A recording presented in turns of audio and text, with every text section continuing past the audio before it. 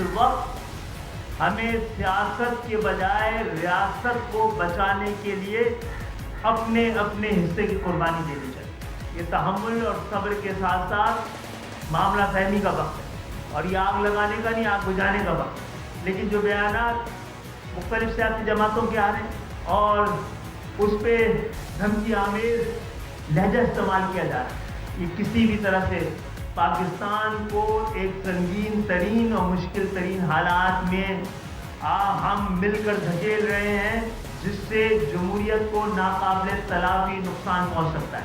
आप एस्टेब्लिशमेंट का बार बार नाम लेंगे, कहीं अपने ऊपर लगने वाले इल्जामात का एक्सप्लेन करने वो आ गई ना, तो सब छुट्टी पे चले जाएंगे।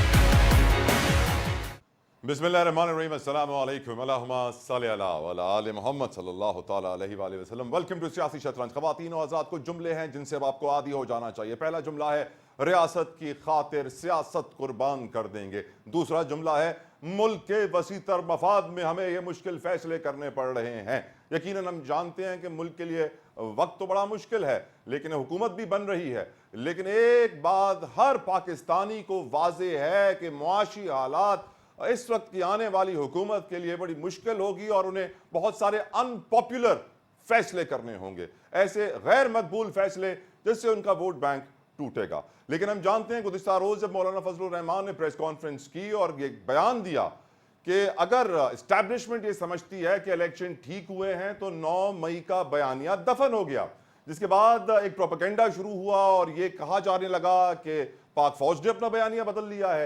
यकीनन इस प्रोपेगेंडा के ऊपर भी आज के प्रोग्राम में बात होगी कि 9 मई का बयानिया बदला या नहीं बदला। लेकिन एक बात तो वाज़े है कि जिस तरह आज खालिद मकबूल सिद्दीकी साहब ने गुफ्तगू की और ये जुमला फरमाया कि अगर इस्टेब्लिशमेंट अपने ऊपर लगे इल्जामात का जवाब देने आ गई तो सारे सियासतदानों की छुट्टी हो जाएगी, तो हर पाकिस्तानी बशमूल मेरे ये सोचने पर मजबूर हुआ कि क्यों नहीं इस्टेब्लिशमेंट अपने ऊपर लगे हुए इल्जामात का जवाब देने आती, ताकि सियासतदानों की वाकई छुट्टी हो जाए और दूध का दूध पानी का पानी हो जाए। क्योंकि धांधली के जो इल्जामात गुज़िश्ता रोज फजलुर रहमान साहब ने लगाए और एहतजाज की कॉल दी, हम देख रहे हैं, फिर अमेरिका ने भी कहा कि धांधली की तहकीकात होनी चाहिए, मालूम पड़ना चाहिए हकीकत क्या अफसाना क्या। तो यकीनन अब एहतजाज की कॉल भी है और एहतजाज में बहुत सारी जमातें उतर रही हैं। लेकिन आज जिस तरीके से जो बात MQM पाकिस्तान ने की उसको हम आज तफसीलन डिस्कस करेंगे प्रोग्राम में, क्योंकि उन्होंने ये भी कहा कि मुल्क के दुश्मन वक्त देख रहे हैं कि कब पाकिस्तान कमज़ोर हो उस पर हमला कर दें। ऐसे में इस्टेब्लिशमेंट पर तनकीद करना, पाक फौज पर तनकीद करना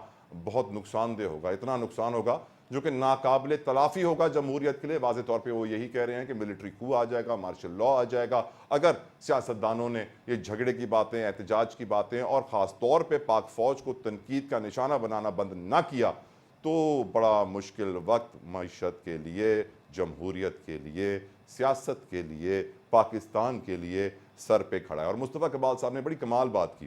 वो कहते हैं कि PTI को वोट इसलिए नहीं पड़ रहा कि लोग उनसे मोहब्बत करते हैं, वो कह रहे हैं PTI को वोट इसलिए पड़ रहा है कि लोग दूसरी सियासी जमातों से नफरत इतनी करते हैं कि PTI को वोट पड़ रहा है। तो यकीनन ये सोचने की ज़रूरत है। मैं समझता हूँ कि इस बात में बड़ी गहराई है जो आज मुस्तफ़ा कमाल साहब ने की। और उन्होंने भी यही कहा कि सियासतदानों के काले करतूतों का इल्ज़ाम इस्टेब्लिशमेंट पर नहीं डालना चाहिए और ये डाला जा रहा है, जो कि इंतहाई गलत है। तो यकीनन आज MQM पाकिस्तान ने जिस तरह प्रेस कॉन्फ्रेंस की तो उन्होंने ये भी कह दिया बीच में कि हम पाक फौज का दिफा करने नहीं आए हैं, लेकिन हालात के ऊपर जो सूरत हाल है उसके ऊपर बात करने आए हैं। यकीनन PTI की भी बात की जाए तो हम जानते हैं कि आज जो PTI की लीडरशिप है उसकी मुलाकात अडियाला जेल में कैदी नंबर 804 से हुई और उस मुलाकात के बाद उन्होंने अपने KPK के चीफ मिनिस्टर पहले ऐलान कर दिया था, आज पंजाब के चीफ मिनिस्टर का भी ऐलान कर दिया गया में आसलम इकबाल, बलूचिस्तान के चीफ मिनिस्टर कैंडिडेट का ऐलान कर दिया गया सालार साहब, वज़ीर आज़म के कैंडिडेट का ऐलान तो गुज़िश्ता रात ही हो चुका था उमर अयूब साहब। साथ साथ ये भी कह दिया गया कि पीपल्स पार्टी से कोई मुज़ाकरात नहीं होंगे PTI की जानिब से, और ये दोहराया गया ये बयानिया कि उनके पास 180 सीटें मौजूद हैं, 100 सीटें नहीं हैं, इसलिए वो हुकूमत बनाने की पोजीशन में है। और ये भी कहा असद कैसर साहब ने कि उनको टास्क दिया गया है कि मुज़ाकरात करें, एहतजाज मिलकर करना चाहते हैं। उन्होंने पुरअमन एहतजाज की कॉल भी दे दी। ये भी कहा कि फजलुर रहमान साहब से मुलाकात होगी, उनके साथ भी मुज़ाकरात होंगे। तवक्को की जा रही है कि आज रात ही मुलाकात हो जाएगी। PTI के असद कैसर साहब की फजलुर रहमान साहब से, आफ्ताब शेरपाव ग्रुप से रब्ता किया जाएगा, जमात इस्लामी, कौम परस्त जमातें और मिलकर एहतजाज का इरादा किया गया है। PTI की जानिब से। यकीनन ये दो बड़ी डेवलपमेंट्स हैं और साथ साथ ये भी डेवलपमेंट है कि गैस का बम गिरा दिया गया है, 60-65% गैस महंगी कर दी गई है। पेट्रोल जो कल रात नहीं बढ़ा, लोग बड़े खुश हुए, पेट्रोल नहीं बढ़ा। उनको बता दूं आज रात बढ़ने जा रहा है और बताया जा रहा है कि 4 से 11 रुपए के दरमियान पेट्रोल बढ़ सकता है। और यकीनन जो IMF की डेडलाइन थी फरवरी 15 की, उसके ऊपर अमल करते हुए पाकिस्तान ने गैस की कीमतें बढ़ा दी हैं, गैस बम गिरा दिया है। यकीनन ये भी मईशत के लिए एक बहुत इंपॉर्टेंट सवाल होगा। मईशत, मैं कहता हूँ हमेशा से आपके सामने कि सियासतदानों के लिए और आने वाली हुकूमत के लिए सबसे बड़ा चैलेंज होगी। ऐसी भी लोग बातें कर रहे हैं कि आने वाले नए वजीर आजम मियां शहबाज शरीफ के लिए सबसे बड़ी मिस्टेक, सबसे बड़ा ब्लंडर, सबसे बड़ी गलती क्या होगी। लोगों का तज्जिया यह है, माहिरीन का तज्जिया यह है कि अगर उन्होंने इसहाक डार को दोबारा वजीर ख़जाना बना दिया तो इससे बड़ी मिस्टेक शहबाज शरीफ साहब नहीं करेंगे। इसकी बहुत सारी वजूहात हैं जिसके ऊपर आज हम तफसीलन अपने प्रोग्राम में गुफ्तगू करेंगे। यकीनन बहुत इंपॉर्टेंट इशूज़ हैं, बहुत कमाल पैनल है मेरे साथ जिनका मैं तारुफ करवाऊँ। मुझे ज्वाइन कर चुके हैं रऊफ सिद्दीकी साहब, महमूद मौलवी साहब, रफ़ीक रजवाना साहब, खुर्रम हुसैन साहब हमें थोड़ी देर में ज्वाइन करेंगे, सना मिर्ज़ा साहिबा सीनियर एनालिस्ट वो भी हमें ज्वाइन करेंगी एक ब्रेक के बाद। कहीं मत जाइएगा।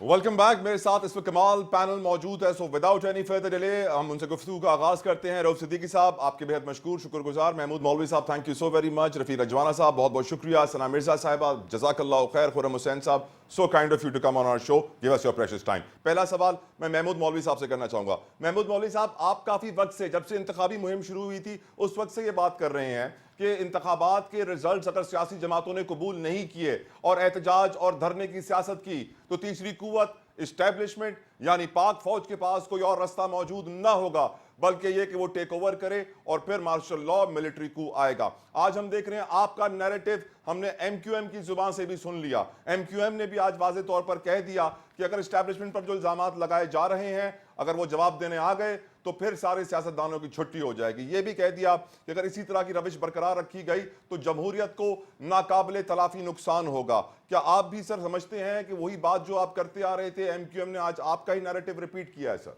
बिस्मिल्लाहिर्रहमानिर्रहीम। देखें, मैं शुरू से कह रहा था, इलेक्शन से पहले भी अगर आपको याद हो, मैं ये बड़ा क्लियर था इसके ऊपर कि बदकिस्मती ये 1% या 8% या 10%, देखिए इतने ज्यादा तो नहीं है, कोई 100% तो कोई प्रॉब्लम इशू नहीं है ना। 5-10% अगर जो इशू है उसको बैठ के सॉर्ट आउट किया जा सकता है, मगर रोडों पे आके धरना दे के मुल्क की इकनॉमी को कोई भी अगर पॉलिटिकल पार्टीज तबाह करने की कोशिश करेगी तो मैं आपको कहूंगा the armed forces will be bound to come in. Right. Rauf Siddiqui साहब, जो आज नैरेटिव हमने सुना MQM की जानिब से, कहा जाता है कि जो कल मौलाना फजलुर रहमान साहब ने कहा था कि अगर इस्टेब्लिशमेंट समझती है कि इलेक्शन ठीक हुए हैं तो 9 मई का बयानिया दफन हो गया, और बड़ी तनकीद की हो रही है इस्टेब्लिशमेंट पर उस वक्त के बाद से। क्या, और ये वजाहत भी की गई इस प्रेस कॉन्फ्रेंस के दौरान MQM की लीडरशिप की जानिब से कि हम तर्जुमानी नहीं करने आए इस्टेब्लिशमेंट या पाक फौज की, हम अपने तासुरात का ख्याल करने आए हैं। तो क्या वाकई तर्जुमानी नहीं की गई और ये अपने तासुरात ही थे रऊफ साहब, और क्यों हालात इस कदर खतरनाक हो गए कि ये प्रेस कॉन्फ्रेंस MQM को करनी पड़ गई? ये इलेक्शन खराब हुए, ये इलेक्शन फेयर नहीं थे। अगर फेयर नहीं थे इलेक्शन तो ये 100 सीटों का दावा किस बुनियाद के ऊपर हो रहा है? यानी इस्टेब्लिशमेंट ने अपने ही खिलाफ वोट कास्ट करवा दिया। अजीब बेवकूफ़ी की बात है ये कि मतलब है आप जीत भी गए और आप कह रहे हैं कि आपके साथ रिग हुआ। यानी आपका मतलब है कि आपको 101% वोट दिलवाना चाहिए था, जैसे क्योंकि 2018 में ऐसे ही कुछ हुआ था। नंबर 1। नंबर 2 बात यह है कि ये कोई इसमें रॉकेट साइंस की क्या बात है। इसमें एक आम जहन रखने वाला भी ये समझ रहा है कि अगर आप इस तरह इंतशार की कैफियत को बढ़ाते हैं और जानते बूझते आप एक मुश्किल हालात में पाकिस्तान को, मुल्क को डालेंगे। खुर्रम साहब, ये जो इस्टेब्लिशमेंट पर तनकीद और दिफा का सिलसिला शुरू हो गया, मुझे आपसे आपके आज के आर्टिकल के ऊपर सवाल करना था, मैं आगे चले करूंगा, लेकिन पहले जो इस वक्त सिचुएशन करंट हॉट चल रही है उसके ऊपर आपका ओपिनियन चाहूंगा। खुर्रम साहब, इस्टेब्लिशमेंट पर तनकीद भी हो रही है और उसके दिफा में भी सियासी जमातें आ रही हैं। महमूद मौलवी साहब काफी वक्त से कह रहे थे कि अगर इलेक्शंस के बाद रिजल्ट्स एक्सेप्ट नहीं किए पॉलिटिकल पार्टीज ने तो फिर मिलिट्री कू आएगा। What is your opinion on it sir? I think it would be very bad. It will be a disaster. Pakistan को अभी शदीद ज़रूरत है एक legitimate गवर्नमेंट की जिसके पास मैंडेट भी हो, और ये आई थिंक इसको अगर हम माशी नज़र से भी देखें, किसी भी नज़र से अगर देखें, तो ये नीड ऑफ द आवर है पाकिस्तान के लिए। एंड आई थिंक अभी इस मौके पे अगर किसी तरह से अगर पाकिस्तान की जमहूरियत इस तरह मुतासर हो ओवरऑल, तो इसमें पूरे मुल्क का ही नुकसान है। एंड आई डोंट थिंक कि कोई इलिजिटिमेट गवर्नमेंट आके ना माशी, ना सियासी, ना किसी और पाकिस्तान के जो मसले हैं आजकल उनको हल कर सकेगी। और खुर्रम साहब, जो आजकल जो जुमले हैं जो बहुत ज्यादा यूज होते आए थे पीडीएम की गवर्नमेंट से, रियासत की खातिर सियासत कुर्बान कर दी, मुल्क के वसी तर मफाद में मुश्किल फैसले करने पड़ रहे हैं, डू यू थिंक सर ये हमें जुमले बहुत ज्यादा सुनने को मिलेंगे? आई थिंक यस, ये जुमले तो अभी चलेंगे काफ़ी अरसे के लिए, क्योंकि जैसे ही मौजूदा IMF का प्रोग्राम ख़त्म होगा तो अगला उसके बाद शुरू होना है, और उसकी शक्ल क्या होएगी वो हमें तो आई थिंक आगे जाके ही पता चलेगा। लेकिन काफ़ी हद तक जो मुश्किल फैसले करने थे वो तो हो चुके हैं।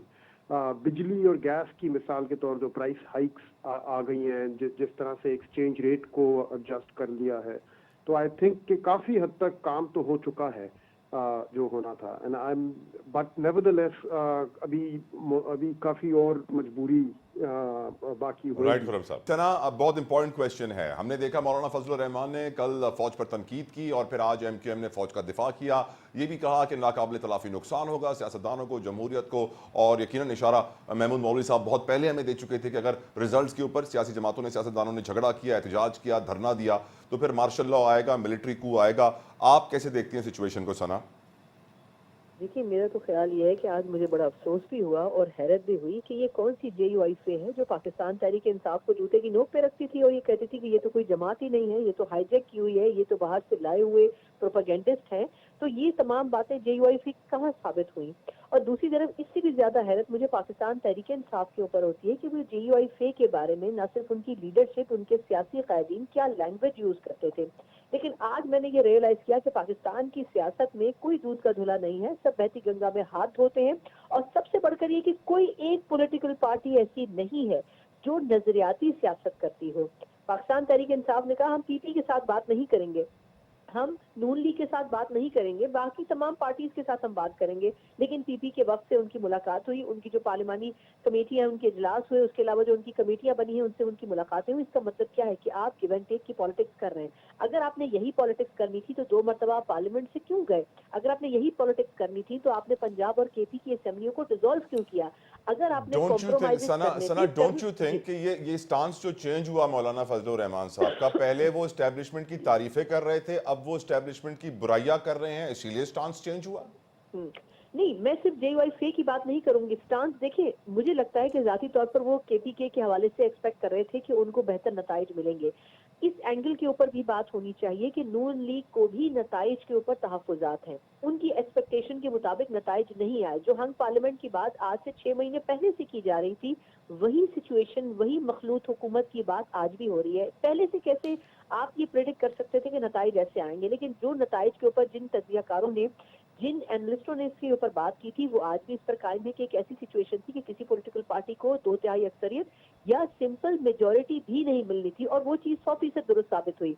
नून लीग को मुख्तलिफ हलकों में जिस तरीके से हरवा के या कुछ नशिस्तों के ऊपर चंद 100 वोटों से जितवाया गया है, उससे मतलब यही है कि नून लीग को भी वो स्पेस नहीं दिया जाएगा जिसकी वो तवक्को कर रहे थे। हमें 8 फरवरी को नवाज शरीफ साहब की मीडिया से वो गुफ्तगू जरूर याद रखनी चाहिए, जिसमें उन्होंने कहा कि खुदारा कौम को 2/3 अक्सरियत देने दें या सिंपल मेजोरिटी एटलीस्ट देने दें, मखलूत हुकूमत की तरफ ना जाएं। ये मैसेज वो आवाम को नहीं दे रहे थे, ये मैसेज वो दे रहे थे एस्टेब्लिशमेंट को, लेकिन हुआ वही जो कि तयशुदा था। मेरा ख्याल यह है कि इस एक्सपेरिमेंट को करने के बाद हम एक PDM पार्ट 2 बनते हुए देख रहे हैं। फर्क सिर्फ इतना है कि पाकिस्तान पीपल्स पार्टी चेयरमैन सेनेट की निशिस्त भी चाहती है, स्पीकर कौमी असम्बली की निशिस्त भी चाहती है, सदारती कुर्सी भी चाहती है, लेकिन वो लोगों की तसल्ली और तशफ़ी के लिए ये बताना चाहते हैं कि हम अपोजिशन बेंचेस में बैठेंगे, क्योंकि वो सिर्फ पाकिस्तान तहरीक इंसाफ को मजबूत होते हुए नहीं देखना चाहते। उनकी नजर अब अगले इलेक्शन पर है। जितने मुश्किल फैसले होंगे वो नून लीग के खाते में जाएंगे, भले इसमें पाकिस्तान पीपल्स पार्टी उनका साथ जरूर देगी। सबको पता है कि मार्च में IMF से एग्रीमेंट आपने दोबारा करना है, उसके लिए एक नई शराइत की लिस्ट आपके पास आ जाएगी। तो वो जो उन चीजों का मलबा है वो नून लीग की लीडरशिप पे जाएगा, और यही वजह है कि नवाज शरीफ साहब ने इस चीज से बैकआउट करके शहबाज शरीफ साहब को नॉमिनेट किया। मैं उन चंद अदना लोगों में शामिल हूँ जिन्होंने फ्रॉम डे वन कहा था कि नवाज शरीफ साहब will not be the prime minister candidate. उसकी रीजन ये है कि इस पार्लियामेंट में 2/3 अक्सरियत किसी को नहीं मिलनी थी, और वो चीज दुरुस्त साबित हुई। ये मेरे अलावा बहुत से लोग जो कि इस्लामाबाद में मौजूद हैं जो कि इस चीज को अंडरस्टैंड कर रहे थे, वो उनकी यही राय थी। तो आई थिंक नवाज शरीफ साहब इस पूरे सीन में इस्तेमाल हो गए, लेकिन अगर ये कहा जाए कि पूरी नून लीग इस पूरे इलेक्शन में इस्तेमाल हो गई तो ये गलत नहीं होगा। और ये कहा जाए कि इस पूरे सीन के बाद एस्टैब्लिशमेंट भी परेशान हो गई तो ये गलत होगा। नहीं, मेरा ख्याल ये है कि एस्टेब्लिशमेंट को पता है क्या हुआ है। ये जो हम बात कर रहे हैं कि साइलेंट वोटर था, या ये जो हम बात कर रहे हैं कि जी वोटर बहुत निकला, मैं इससे डिसएग्री करती हूँ। अगर ऐसा होता तो अनएक्सपेक्टेड रिजल्ट्स मिलते। वो जिन हलकों के ऊपर पीटीआई तनकीद कर रही है, सलमान अकरम राजा साहब और ओन चौधरी साहब का जो हलका है, जिसमें आज ओन चौधरी साहब के हवाले से इलेक्शन कमीशन ने फैसला वापस ले लिया है।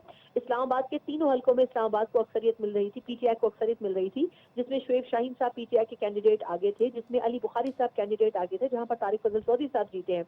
उन तमाम हलकों के हवाले से भी रिजर्वेशन थी। पूरे ठीक पाकिस्तान में कई ऐसे हलके हैं जहां पर पीटीआई को ठीक अक्सरियत मिल रही थी। ठीक सना। लेकिन आई थिंक जब जो मल्टीपल घंटे जो बीच में खामोशी रही, इंटरनेट बंद रहा, सोशल मीडिया बंद रहा, और फिर टेलीफोन मोबाइल बंद रहे, तो आपने सिलेक्शन को खुद कंट्रोवर्शियल बना दिया। Agreed agreed agreed. Rauf Siddiqui साहब, आज मुस्तफ़ा कमाल साहब ने एक बड़ी कमाल बात कही है।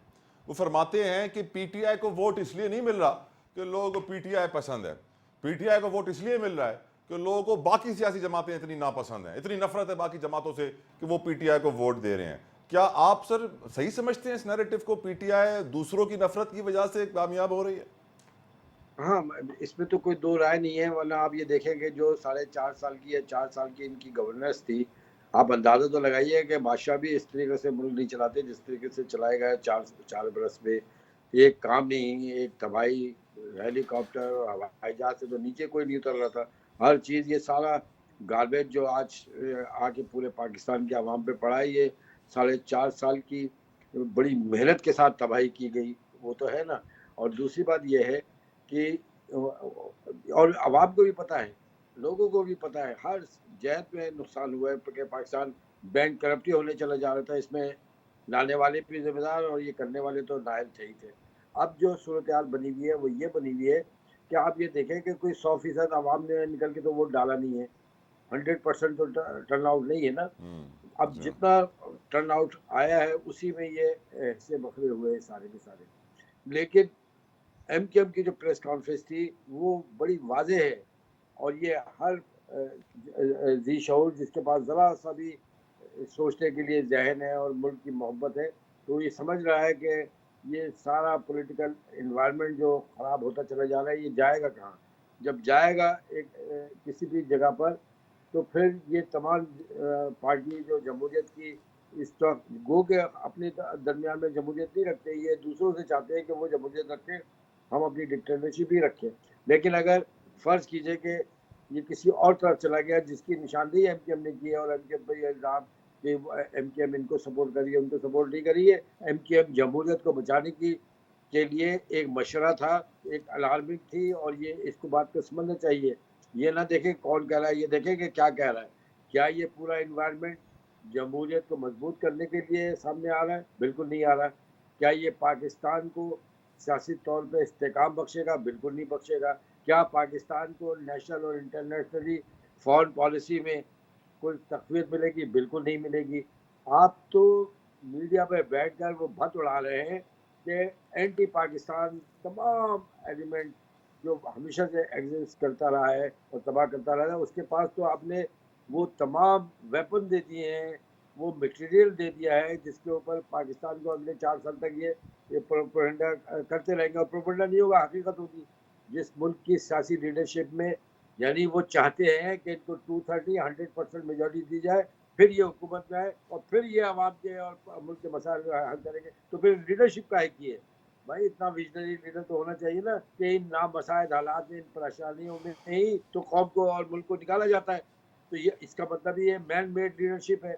ये मैन मेड लीडरशिप जिस से भी बनाई वो इन सारे गुनाहों का शरीक है। हमने तो अलार्म किया है, हमने तो बताया है कि बाबा खुदा के वास्ते अकल के नाखून लो, सब मिल मिला के ये 2-4 साल में पाकिस्तान को इस गर्दाब से निकाले। आवाम का जो ट्रस्ट डेफिसिट है वो बढ़ा भी इसीलिए है कि राइट आप सर। देखें ना 2018 के नतायज आज तक पीछा कर रहे हैं।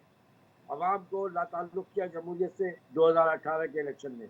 2018 के बाद जो हुकूमत बनी उसने तो और तबाही कर दी। उसने तो वो तबाही की है कि पाकिस्तान की 70 साल में कहीं पे नहीं आई। अब ऐसे ऐसे बौने किस्म के लोग लोगों को लीडरशिप देकर आप तजुर्बात करेंगे तो नताइज तो यही आएंगे और क्या आएंगे। ठीक रऊफ साहब। महमूद साहब, बहुत इंपॉर्टेंट क्वेश्चन है सर। सवाल यह है कि आप भी समझते हैं कि लोग पीटीआई से मोहब्बत में नहीं, दूसरी जमातों से नफरत में वोट देते हैं? और दूसरी चीज़, क्या आप ये भी समझते हैं कि आज मौलाना फजलुर रहमान का पहले फ़ौज मुखालिफ बयान देकर फिर पीटीआई से मिलने की जो सिचुएशन चल रही है, नेगोशिएशन मुज़ाकरात की बात हो रही है, क्या इसको आप कैसे देखते हैं मौलवी साहब?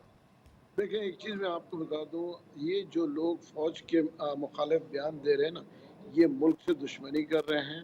उसकी वजह ये है कि ये जो है इस हमारे मुल्क के इकनॉमी को डैमेज करना चाह रहे हैं और फ़ौज किसी भी कॉस्ट पे इस मुल्क की इकनॉमी को डिरेल होने नहीं देगी।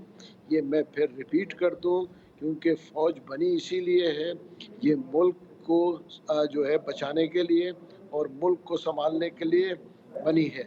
अगर कुछ लोग या कुछ सियासतदान सोचते हैं कि वो मुल्क को जो है इकनॉमी को तबाह करके और वो फिर सीटों पे बैठेंगे, तो ये उनकी गलतफहमी है। फ़ौज जो है has to come in and फिर जो है ये जो है इनको खैर बात कहना पड़ेगा सियासत से। और सर, क्या आप समझते हैं कि पीटीआई से प्यार नहीं है, दूसरी जमातों से नफरत है जो वोट पड़ रहा है पीटीआई को? इसमें मैं ये कहूँगा कि बिल्कुल ये मैं एग्री करूँगा कि कुछ लोगों को ये जो है बेसिकली मोस्टली पीपल लोगों को उसकी वजह ये है कि जो ये दो सीनियर पार्टीज़ हैं इनके ऊपर एतज़ारात तो जो है मेरे ख्याल से काफ़ी आवाम को है उसकी उनकी पास्ट कारकर्दगी के ऊपर। तो इसको मद्देनज़र रखते हुए ये मैं एग्री करूँगा कि बहुत से लोगों जो है जो पीटीआई को वोट दे रहे हैं तो वो दूसरी पार्टीज़ के नफरत में भी दे सकते हैं। और मौलाना फजलुर रहमान अगर पीटीआई के साथ मिलकर एहतजाज करते हैं तो आप मौलाना फजलुर रहमान को किस नज़र से देखेंगे सर? देखिए, मेरे ख्याल से मौलाना साहब बड़े समझदार सियासतदान हैं, मगर वो इसलिए इस वक्त कर रहे हैं, उसकी वजह ये है कि मौलाना साहब अपने आप को प्रेसिडेंट ऑफ पाकिस्तान देख रहे थे, जो कि अगर आप मेरे पुराने जो क्लिप्स निकाल लें, मैं उस वक्त भी बड़ा क्लियर था कि प्रेसिडेंट ऑफ पाकिस्तान आने वाली नई हुकूमत में जरदारी साहब बनेंगे। ये मैं पिछले 2 माह से कह रहा हूँ। मैंने उस वक्त भी कहा था कि नवाज शरीफ साहब को मैं प्राइम मिनिस्टर नहीं देख रहा हूँ। क्लिप्स आपके पास 2 माह पुराने भी सबके पास मौजूद है। मैं अपने पॉइंट्स पे बड़ा क्लियर था कि देखें, और ये भी मुझे अंदाज़ा था कि ये धरने वगैरह होंगे, क्योंकि देखिए इकनॉमिक जो है बैकबोन इस वक्त हमारे लिए आ गई है। अगर आज इकनॉमिक कोलैप्स होते हैं तो ये मुल्क कोलैप्स होने को हो जाएगा। इसके लिए फौज को इंटरवीन करना ज़रूरी हो जाएगा। सर, आपकी पार्टी को 2 ही सीटें मिली थी, एक हाथ से निकल रही है ओन चौधरी की आज सर। देखिए, सीट मिले या ना मिले उससे कोई वो इररेलेवेंट है। देखें, भले ओन चौधरी की सीट निकल जाए या किसी की भी, ये मुल्क है तो हम सब हैं। ये मुल्क है तो पॉलिटिक्स भी रहा है हमारा। ये मुल्क है तो पार्टीज बनती रहेंगी, चलती रहेंगी। मुल्क अगर डैमेज होगा तो बाकी ये सब चीज़ें बेकार हैं। राइट सर, एक ब्रेक का मुझे कहा जा रहा है, ब्रेक लेते हैं। ब्रेक से वापस आकर आज डॉन अखबार में बड़ा कमाल एक आर्टिकल है, उसमें लिखा है कि अगर वजीर आजम नए शहबाज शरीफ बनते हैं तो जो सबसे बड़ी गलती वो करेंगे वो इसहाक डार को वजीर खजाना बनाकर। क्यों? ब्रेक के बाद।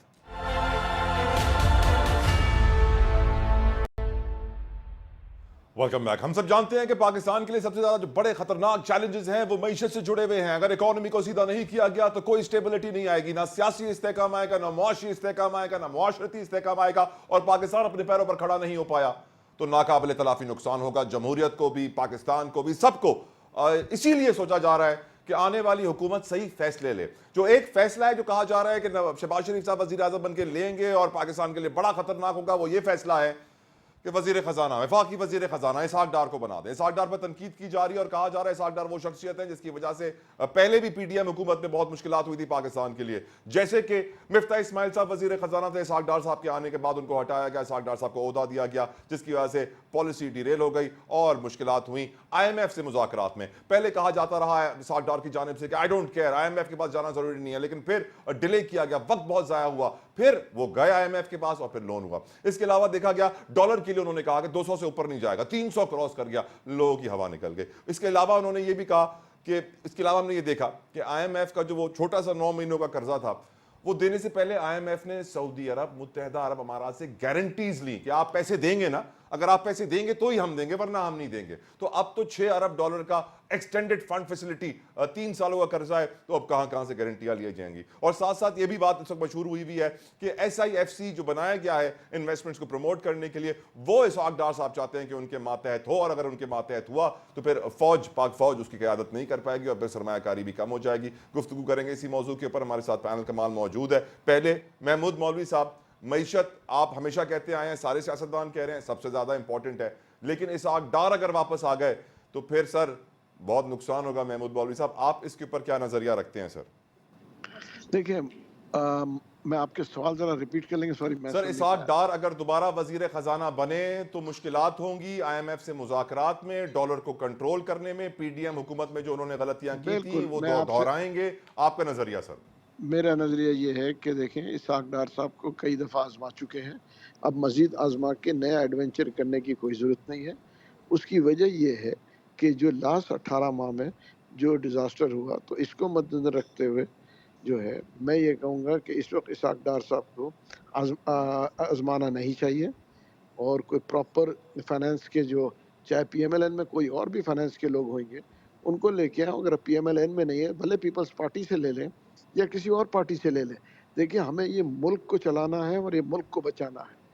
हमारे को इंडिविजुअल्स और हम पॉलिटिक्स को मेरे ख्याल से साइड पे रखें, मुल्क चलाना और मुल्क बचाने का जो है वो चीज़ सोचते हुए जो भी फाइनेंस का बेहतरीन बंदा है, चाहे वो किसी भी पॉलिटिकल पार्टी में है, उसको चांस देना चाहिए। रऊफ सिद्दीकी साहब, अब इसहाक डार पर आप भी तनकीद करेंगे, आप भी समझते हैं sir he is not the right person for the job, and if he is not the right person फिर कौन है सर जो मुल्क के माशी हालात को सही ट्रैक पे ला सकता है सर? यही तो मैं कह रहा हूँ कि फिर कहाँ से बना के लाया जाए कि जो पाकिस्तान की मैशत को चलाए। ज़रा एक बात को जहन में रखें सारे हजरात, और जो सुनने वाले हैं वो भी, पाकिस्तान के जितने वजीर ख़जाना आए, जिनको अगर आप कामयाब कहें, फ़र्ज़ कीजिए, फ़र्ज़ करें अव्वल कामयाब तो कोई भी नहीं रहा, वो सारे के सारे या तो IMF के एम्प्लॉइज आए, प्राइम मिनिस्टर बनाए गए, तो वर्ल्ड बैंक के बंदे लाए गए, और फिर उन्होंने पूरा का पूरा मुल्क की इकनॉमी IMF और वर्ल्ड बैंक के स्टाफ ने आके पाकिस्तान में प्राइम मिनिस्टर भी की और फॉरेन मिनिस्टर भी बने। मसला ये है कि पाकिस्तान की जो मईशत है उसके लिए ज़रूरी है कि पहले आप अपने अंदर इतनी क़ुव्वत बर्दाश्त पैदा करें इस्तेहकाम के लिए। जब आप इस्तेहकाम की तरफ जाएंगे तो बाकी सारे जो निशानात है वो खुद ब खुद फाइनेंस के ठीक हुए। ये कोई इतनी बड़ी साइंस नहीं है जितना बड़ा हवा बना के यहाँ पे पेश कर दिया गया। इसहाक डार, आपका क्या ख्याल है, 14 महीने या 16 महीने या इससे पहले भी अगर इसहाक डार बने तो क्या finance minister all in all फैसले करता है? बिल्कुल कभी नहीं हो सकता। ये मैं मान ही नहीं सकता कि ऑल इन ऑल फाइनेंस में एक कुशन होता है उसके पास के वहाँ तक वो डिसीजन ले सकता है, बाकी डिसीजन तो सब मिल के लेते हैं। तो इसका मतलब है कि सारे मिल के ही गलत फैसले कर रहे हैं। अगर यही बात सही है तो फिर तो अल्लाह ही याद है। PDM के ज़माने के अंदर जो कुछ भी हुआ, जिस डॉलर्स की आपने बात की, आप मुझे बताइए कि आपका डॉलर स्मगल हो गया, आपका डॉलर लोगों ने खरीद के घरों में रख लिया, तो ये क्राइसिस तो आना था। आप मुझे बताइए कि सिर्फ 2 महीने तक स्मगलिंग रोकी गई, आपका डॉलर भी ठीक होने लगा और चीज़ें भी ठीक होने लगी। तो ये सबको मिल के काम करना होगा। रऊफ साहब, वैसे रऊफ साहब, अब मुझे लग रहा है कि आज की MQM की प्रेस कॉन्फ्रेंस के बाद ना MQM को IT, overseas, sports and shipping और क्लाइमेट चेंज जैसी मिनिस्ट्री नहीं मिलेगी। अब चांसेस हैं शायद MQM को वजारत खजाना मिल जाए सर। अगर MQM को मिल गई ना, ये MQM को बुला के दे दें, हम बताएंगे कि खजाना कैसे चलाया जाता है, हमको वजारत दाखिला दे दे पाकिस्तान का, हम बताएंगे लॉ एंड ऑर्डर कैसे। हमने छोटे पैमाने पे सही सिंध में तो किया है ना, ये हमने ये दोनों वजारतें इतनी ऐसे तरीके से चलाई। वैसे कौन होगा, वैसे आपका वजीर खजाना कौन होगा sir? Who is the best person in your party? अरे बहुत सारे हैं यार, बहुत सारे हैं। और हमें आइंस्टाइन की जरूरत ही नहीं है ना यार, हमें आइंस्टाइन की जरूरत ही नहीं है। हमें सिर्फ पता है क्या करना है, 15-16 जो बुनियादी चीजें हैं गरीब आवाम की, 25 करोड़ आवाम की, उसको हमने कंट्रोल कर लिया तो बाकी जितने भी आइटम्स हैं इसको पूरा पाकिस्तान के ओवरसीज पाकिस्तानी मिल के इन मामला को ठीक कर देंगे, और सिर्फ कराची आपकी इकोनॉमी को ठीक करने के लिए बेहतर है। यहाँ तो तबाही बची हुई है लूट मार की। राइट रऊफ साहब, आप मुझे बताइए कि कोई डिपार्टमेंट उठा के देख ले, खुद फाइनेंस के मातहत जितने भी इदारे हैं, करप्शन की कोई इंतहा होती है यार किसी चीज की? रऊफ साहब, आप चोरी देख और रहे हैं काम जब- चोरी हमारा डीएनए बन चुका है। अब इजाजत दें मैं सना की तरफ जाऊं। सना, मुआशी मुस्तकबिल पाकिस्तान का कैसे बेहतर होगा अगर वही सागदार आ गए तो फिर क्या होगा? और क्या आपको लगता है कोई सोल्यूशन है चोरी और काम चोरी को के खात्मे के लिए?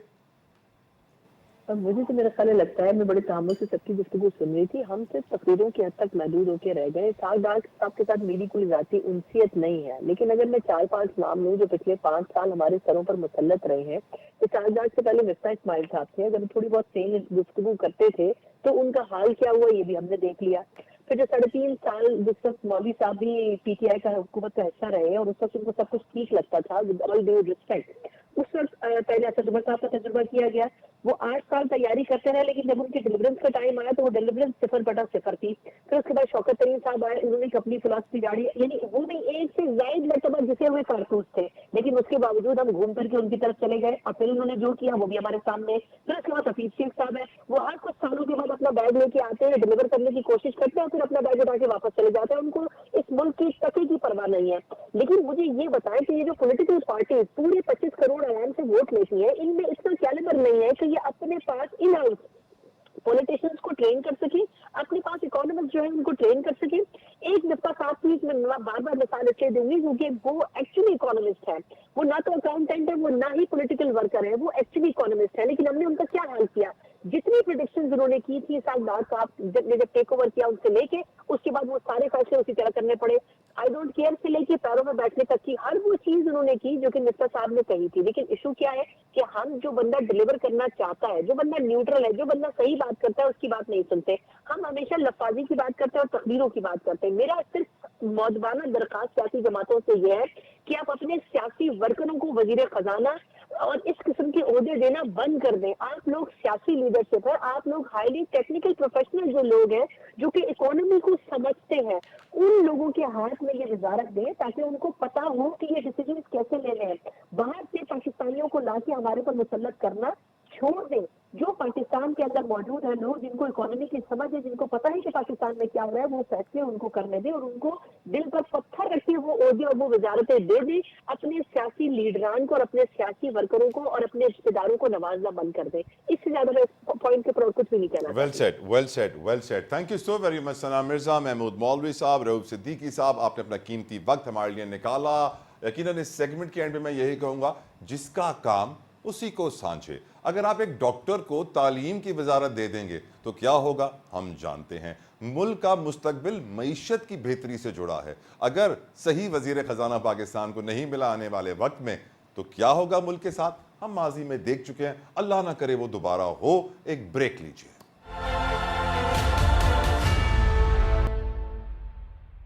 गुज़िश्ता रोज मौलाना फजलुर रहमान ने एक बयान दिया था, कहा था कि अगर एस्टेब्लिशमेंट ये समझती है कि इलेक्शंस ठीक हुए हैं तो 9 मई का बयानिया दफन हो गया। जिसके बाद एक प्रोपेगेंडा हमने उठते हुए देखा जिसमें कहा गया है कि एस्टेब्लिशमेंट ने 9 मई पर अपना बयानिया तब्दील कर लिया है, बदल दिया है। गुफ्तगू करेंगे, हमारे साथ मौजूद हैं ब्रिगेडियर फारूक हमीद साहब। ब्रिगेडियर साहब, thank you so very much for your precious time. Sir, क्या आप हमें समझाएंगे सर, क्या बयानिया बदल गया है या नहीं? बहुत शुक्रिया। देखें, बयानिया तो मेरा ख्याल बिल्कुल नहीं बदला।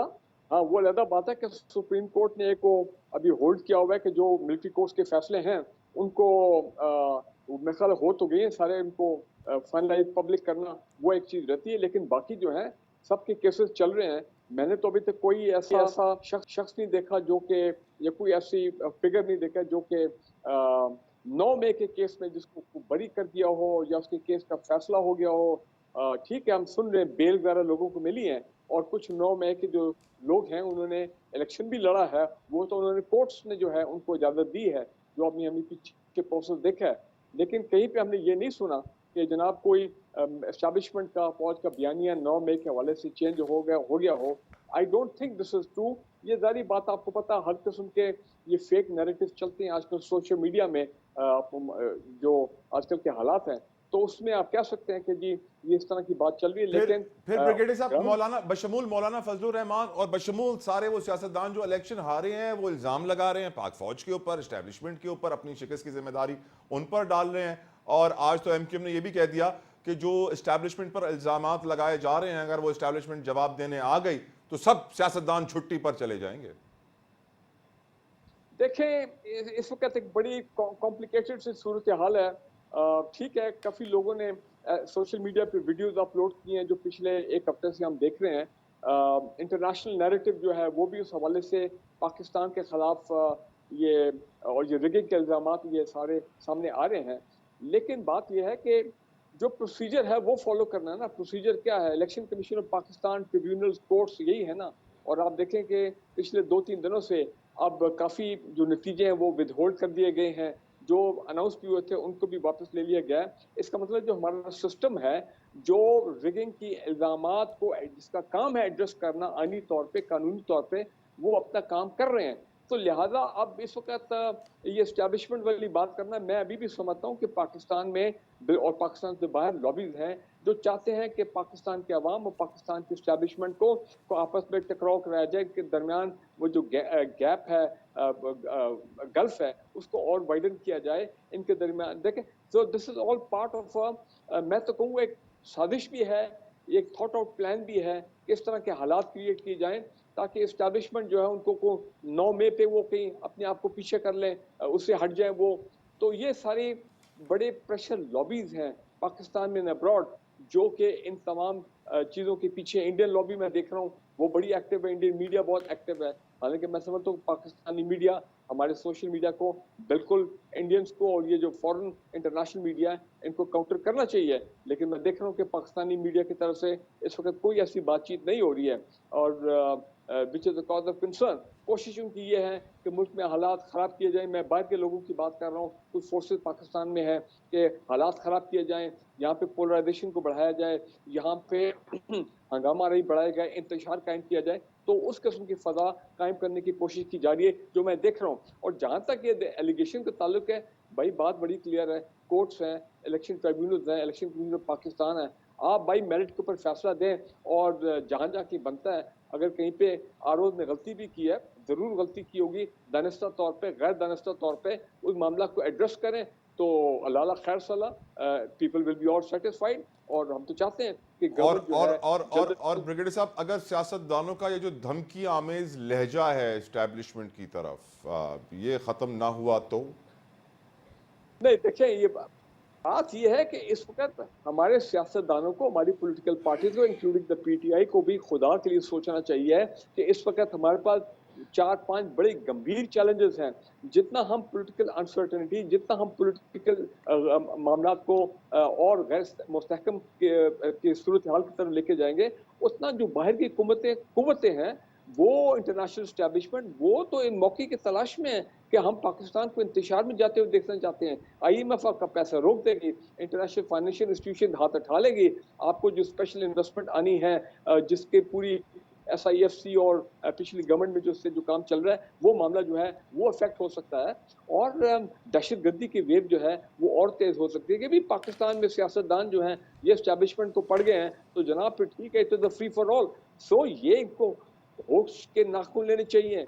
हमने पहले भी पाकिस्तान में 1977 की मूवमेंट चली थी, धांधली वाली, जुल्फ़िकार भुट्टो साहब की गवर्नमेंट थी 1977। मैं उसका बिल्कुल ऐनी शाहिद हूँ, और हमने सब कुछ देखा, अभी भी याद है। उसके नतीजे में क्या हुआ था, इतना मुल्क में इंतशार हुआ था, पॉलिटिकल पार्टी सड़कों पे आ गई, वो जनाब माशाल्लाह लग गया मुल्क पे जुलाई 77। तो डू वी, अल्लाह ना करे वो बात उधर तक आए, लेकिन ये तो हमारी पॉलिटिकल पार्टीज को सोचना है। फिर 2013 में रिगिंग मूवमेंट चली, इमरान खान की धरने हुए, प्रेसिडेंट ऑफ चाइना जो विजिट था वो कैंसिल हो गया। तो एक भाई अगर बहुत ज्यादा है तो इलेक्शन कमीशन जो है कोई कमीशन बना दिया जाए जो कि तमाम एलिगेशन को देखे। ये आईनी और जमहूरी और लीगल तरीके होते हैं ऐसे मामला को देखने के लिए। प्रोटेस्ट मूवमेंट आप करेंगे, परसों पीटीआई ने कॉल दे दिए, जेयूआई वाले कॉल दे रहे हैं, जमात इस्लामी वाले और ये लोग, तो क्या हो रहा है? ये मुल्क में अफरा तफरी पैदा करना चाहते हैं। थैंक यू ब्रिगेडियर साहब, थैंक यू ब्रिगेडियर साहब for your precious time. Our time is up. बहुत बहुत शुक्रिया ब्रिगेडियर फारूक हमीद साहब आपके कीमती वक्त के लिए। उम्मीद करते हैं आपको हमारा शो पसंद आया होगा और इस दुआ के साथ ये पाकिस्तान के सियासतदान सही लाएमल इख्तियार करें जो मुल्क को कौम के वसी तर मफाद में हो। अपना बहुत ख्याल रखिएगा। अल्लाह हाफ़िज़।